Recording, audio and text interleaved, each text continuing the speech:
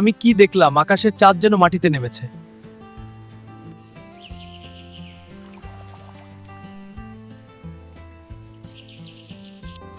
Wow, এটা আমি কি দেখলাম?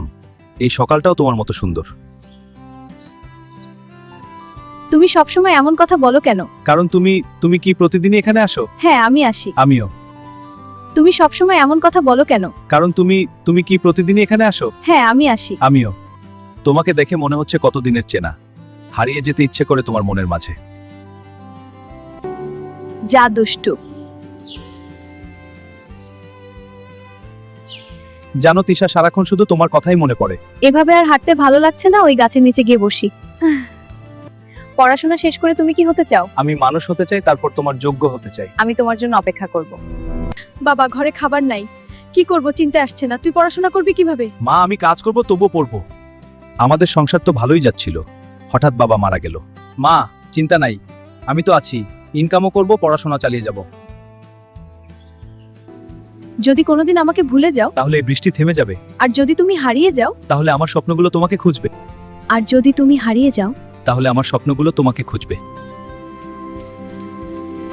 একজন গরিব চাষার ছেলের সাথে নাকি সম্পর্কে জড়িয়েছো? বাবা সে গরিব হতে পারে, কিন্তু তার স্বপ্ন অনেক বড়। স্বপ্ন দিয়ে সংসার চলে না। ওই ছেলের কি আছে?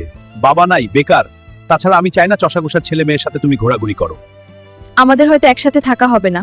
তুমি আমার শক্তি ছিলে। তাহলে শক্ত হয়ে দাঁড়াও, আমার জন্য না, নিজের জন্য। তুমি তো দেখছি বিশাল বোকা।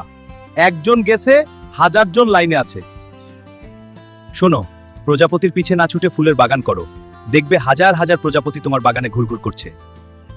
তখন তাদের মধ্যে থেকে সুন্দর প্রজাপতিটা নিজের করে নিবে।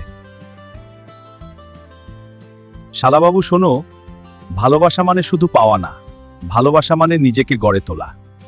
মন দিয়ে পড়াশোনা করো, নিজের ভবিষ্যৎ গড়ার চেষ্টা করো। আর ফরিদ ভাইয়ের কথা যদি না বুঝে থাকো, তোমার কপালে দুঃখ আছে।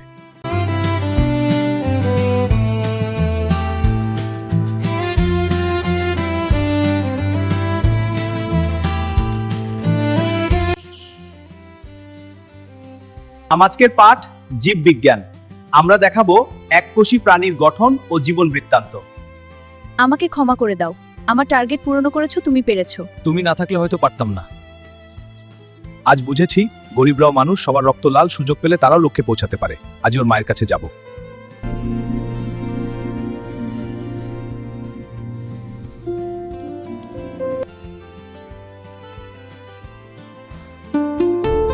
আমি কি দেখছি?